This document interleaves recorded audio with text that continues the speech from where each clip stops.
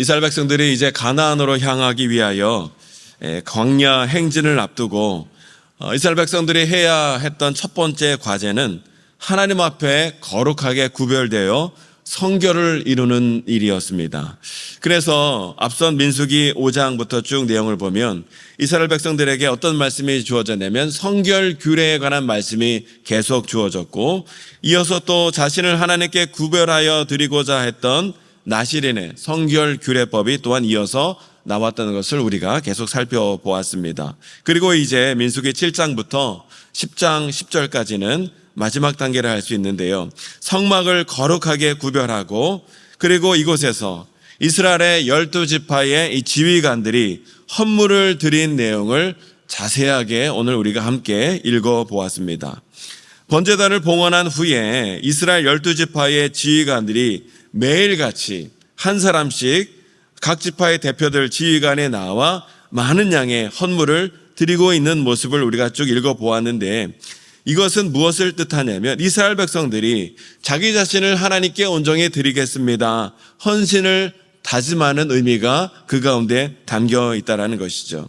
오늘 본문의 말씀을 보면 첫째 날 유다 지파로 시작해서 내일 본문을 보면 이제 12째 날 납달리 지파에 이르기까지 매일같이 이스라엘 지휘관들이 헌물을 드린 내용, 목록이 쭉 자세히 기록되어져 있는 것을 보게 되는데요, 그 헌물의 내용은 모든 지파가 다 동일합니다. 어느 지파는 더 많이 드리고 어느 지파는 적게 드린 것이 아니라 동일한 내용을 똑같이 다 드리고 있는데, 어떤 내용입니까? 은 쟁반 하나, 또 은바리, 은 대접 하나, 그리고 이 두 그릇에는 소재물로 기름 섞은 고운 가루를 채워 넣었고요, 그리고 10세겔 무게의 금 그릇 하나, 거기에 향을 채웠고, 또 번제물로 수송아지 한 마리, 수양 한 마리, 그리고 1년 된 어린 수양 한 마리, 그리고 속죄제물로는 제일 많은데요, 속죄제물은 수염소 한 마리, 그리고 화목제물로는 제일 많은 양인데 소 2마리, 수양 5마리, 어린 수양 5마리를 각각 모든 지파의 지휘관들이 동일하게 주님 전에 나와 하나님께 드리고 있는 것을 기록한 것을 우리가 읽어보았습니다. 오늘 본문의 말씀을 보면서 우리가 제일 먼저 생각할 것이 무엇이냐면 12지파 가운데 어느 지파가 제일 먼저 나와서 하나님께 봉헌을 드렸는가를 살펴봤을 때, 우리가 생각했을 때는 야곱의 12지파 가운데 장자는 르우벤이니까 르우벤 지파가 제일 먼저 나와서 이 봉헌 제물을 드릴 것 같았는데, 그게 아니라 유다 지파가 봉헌물을 제일 먼저 드리더라는 것이죠. 여러분, 예나 지금이나 어떤 일이 있어서 가장 먼저 순서를 맡았다는 것은 가장 큰 영광이고 또 가장 높은 지위와 권세가 그에게 있다는 것을 뜻하는데, 유다 지파가 이 성전에 나와 12지파 가운데 제일 먼저 봉헌물을 드리더라는 것이죠. 왜 유다 지파가 제일 먼저 봉헌 순서를 맡게 되었을까 생각해 봤을 때, 이것은요, 하나님께서 장차 오실 메시아의 조상으로 어느 지파를 선택했냐면 유다 지파를 선택했다라는 것을 말씀해 주고 있습니다. 유다 지파 가운데 다윗이 나오고 다윗의 자손 가운데 예수 그리스도께서 나오신 것 아니겠습니까? 그래서 모든 지파의 영적 장자로 삼으셨다는 거예요. 따라서 유다가 제일 먼저 봉헌물을 드렸다는 것은 유다 지파의 후손으로 오신 예수님이 모든 성도의 영광을 받기에 합당하신 분이시고, 또 그분이 예수님이 모든 성도의 장자 맏아들로서 의의 후사가 되어서 성도들의 본이 되셨다 하는 사실을 영적으로 우리에게 예표로 보여주고 있다는 사실이죠. 그러므로 오늘 우리가 예수 그리스도를 믿고 따르며 살아가는 성도들은 오늘도 우리의 삶 가운데 예수님께 마땅한 합당한 영광을 돌리며 살아가야 하고 예수님을 본받는 삶을 우리가 살아가야 한다는 것입니다. 이것이 바로 우리가 성결의 삶을 오늘날 살아가는 것이고 하나님께 우리의 삶을 온전히 드리는 성도의 삶이 된다는 것이죠. 또 각 지파 지휘관들이 드린 예물의 목록을 쭉 살펴보면 다른 제물보다 어느 제물의 목록이 가장 많으냐면 화목제물이 월등히 많다는 것을 우리가 보게 되지요. 여러분, 화목제사가 무엇입니까? 화목제사는요, 하나님이 주신 구원과 하나님이 우리에게 베풀어 주신 그 모든 은혜에 대하여 감사하는 마음으로 접해 드리는 제사가 바로 화목제사라는 거예요. 그런데 이 화목제사 제물이 가장 많다는 것은 무엇을 뜻하냐면 하나님께서는 하나님의 백성들이, 오늘 성도들이 하나님 앞에 무엇보다 감사가 넘치는 삶을 살아가기를 원하신다 하는 것을 우리가 알게 된다는 것이죠. 오늘 우리도 구원받은 성도로서 우리 삶 가운데 감사가 넘치는 삶을 하나님이 살기를 원하고 계시거늘, 그런 의미에서 오늘 우리의 삶이 어떠한가, 우리의 감사는 어떠한가, 오늘 우리가 이 말씀을 통해서 나의 삶의 모습 가운데 감사가 어떠한지를 한번 살펴보아야 한다는 것이죠.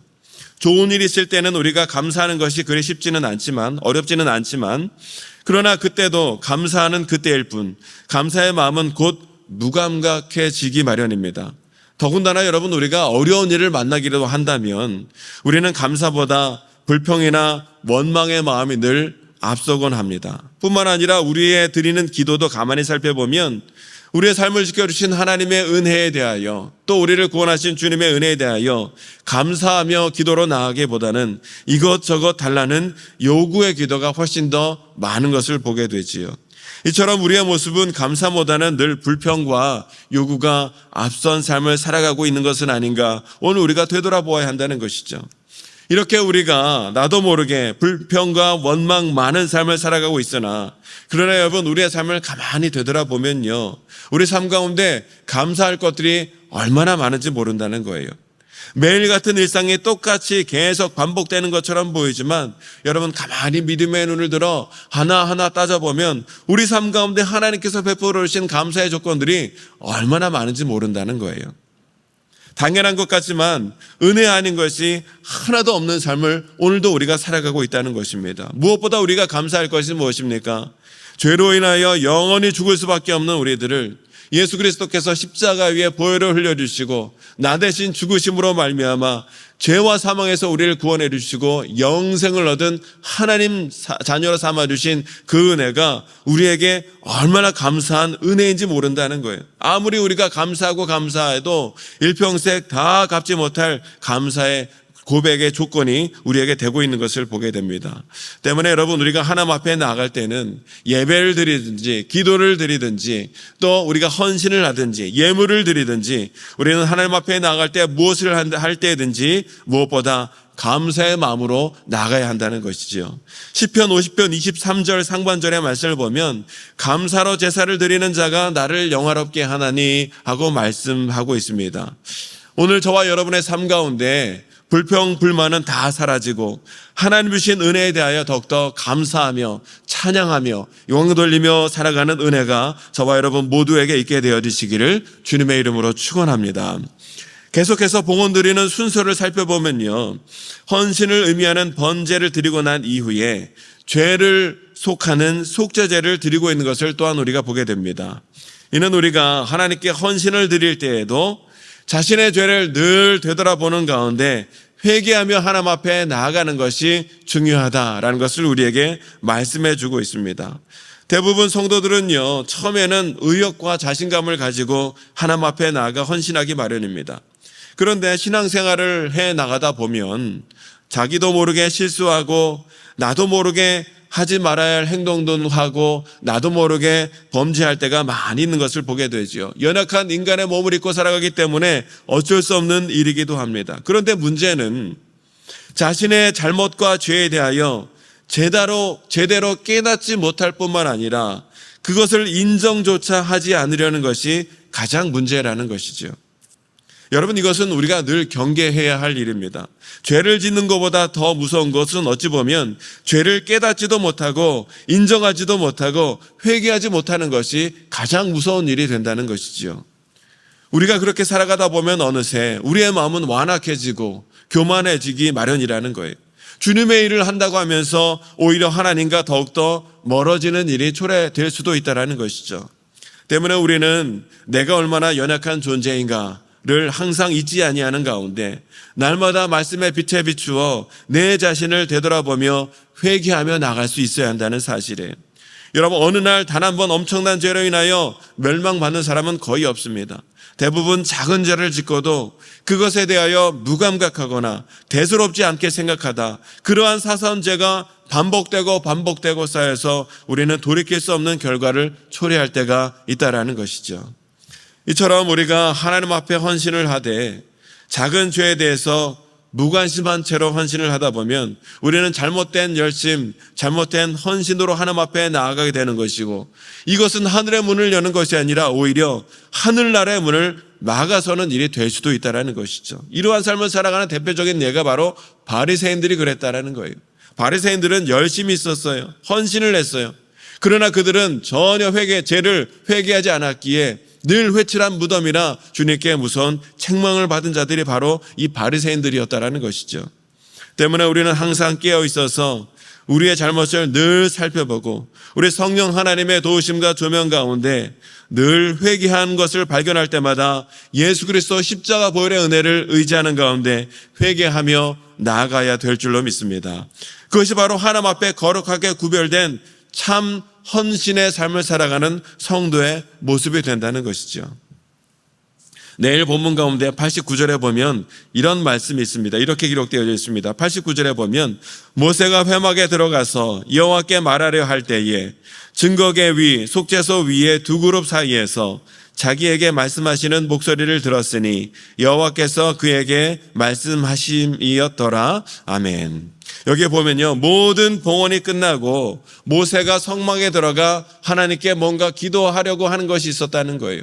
아마도 하나님, 우리 이 12지파 모든 성도들이, 모든 지파 우리 백성들이 하나님 앞에 이렇게 열심을 다하여 최선을 다하여 하나님 앞에 헌신하며 나갔습니다. 하나님, 우리에게 큰 은혜와 축복을 허락하여 주시옵소서. 아마 그런 기도를 드리고자 했던 것이겠죠. 그런데요, 그렇게 모세가 하나님 앞에 기도하려 할 때에 하나님께서 먼저 말씀하시더라는 거예요.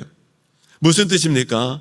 하나님께서는요, 이미 모세가 무슨 말을 하려는지 다 알고 계셨다라는 거예요. 즉, 다시 말해서 백성들이 그동안 하나님 앞에 아낌없이 봉사한 사실을 하나님은 이미 다 알고 계셨다는 것이지요. 하나님은 이와 같이 아무리 은밀하고 아무리 남이 알지 못하는 곳에서 행해지는 일이 있다 할지라도 우리 하나님은 그것을 다 지켜보고 알고 계신다는 사실이요. 이 사실이요, 여러분, 하나님을 모르는 자들에게는 너무나 무서운 사실이겠지만 우리 성도들에게, 특별히 하나님 앞에 진실한 마음으로 귀한 모습으로 하나님 앞에 헌신하며 나가는 자들에게는요, 이 사실이 우리에게 얼마나 큰 힘이요 기쁨이 될지 모른다는 거예요. 사실 여러분, 우리는 인간이기 때문에 하나님을 위해서, 하나님 나라를 위해서 봉사합니다 라고 말은 하지만 사람들의 눈과 시선을 의식하지 않을 수 없는 것이 우리들의 모습이지요. 다른 사람들이 나의 헌신과 열심을 알아주기를 바랄 때가 종종 있는 것을 보게 돼요. 그래서 사람들이 나의 헌신과 봉사를 알아주지 않는 것으로 인해 서운한 마음이 들기도 하고요. 내가 열심히 수고와 헌신과 봉사를 했는데 다른 사람들이 칭찬과 영광을 받으면 그것 때문에 화도 나고 속상해지는 것이 우리들의 솔직한 모습이기도 하다는 것이죠. 그러나 여러분, 우리가 결코 그러한 일들로 인하여 시험 들거나 상처받을 필요가 없는 줄로 믿습니다. 왜냐하면 우리의 모든 이러한 봉사와 헌신과 수고를 누가 알고 계시기 때문에요? 하나님이 알고 계시기 때문이라는 거예요. 하나님 나라와 주님의 몸된 교회와 또 다른 성도들을 위하여 드린 이 모든 나의 수고와 봉사와 이 모든 헌신을 우리 하나님이 다 알고 계시기 때문에, 여러분, 헌신이라는 것이 결국 하나님을 위한 것이고 하나님께 드리는 것이기 때문에 누가 알아주시면 된다고요? 하나님이 알아주시면 되는 것이에요. 하나님이 기쁘게 하시고 하나님이 기쁘게 알으신다면 누가 알아주든 말든 상관이 없다라는 거예요. 하나님께서 귀한 마음으로 헌신하며 나가는 우리 모두에게 하늘의 귀한 상급으로 우리에게 축복해 주실 줄로 믿습니다. 오직 하나님을 기쁘시게 하는 것이 우리가 헌신을 하는 궁극적인 이유와 목적이라는 거예요. 그러므로 오늘 헌신을 다짐하는 이스라엘 백성들의 모습을 우리가 말씀을 통해 보면서 주님만을 바라보며 더욱더 귀한 모습으로 귀한 봉사와 헌신으로 나아가는 저와 여러분이 될 수 있기를 원합니다. 감사와 겸손과 특별히 거룩하게 구별된 성결의 모습으로 우리에게 베풀어 주신 하나님의 은혜와 사랑에 대하여 참된 감사와 참된 헌신의 모습으로 하나님 앞에 나가는 가운데 하나님 앞에 영광 돌리고 하나님이 하늘의 문을 활짝 여시고 베풀어 주시는 하나님의 놀라운 은혜로 기쁨을 누리며 소망을 누리며 살아가는 저와 여러분 모두가 될 수 있게 되시기를 주님의 이름으로 축원합니다. 이 시간 함께 기도하기를 원합니다. 하나님, 우리에게 베풀어 주신 주님의 은혜를 우리가 감사함으로 다 헤아릴 수 있도록 인도해 주시고 원망 불평은 다 떠나가게 해 주시고 더욱더 우리에게 베풀어 주신 주님의 은혜를 헤아려 보는 가운데 감사의 마음으로 나아가는 우리 모든 성도가 될 수 있도록 인도하여 주옵소서. 감사와 겸손과 구별된 거룩함으로 주 앞에 나아갈 때에 하나님이 가장 기뻐하시는 줄로 믿사오니 우리의 헌신을 통하여 하나님 영광 받아주시고 하늘의 놀라운 은혜와 축복하심이 넘쳐나는 귀한 성도의 삶을 살아갈 수 있도록 하나님 은혜 내려주시옵소서. 우리의 말씀을 기억하며 기도하시고 우리의 모든 기도 제목을 주 앞에 간절히 기도하는 이 시간이 되기를 원합니다. 우리 주여 많이 외치고 함께 기도하겠습니다. 주여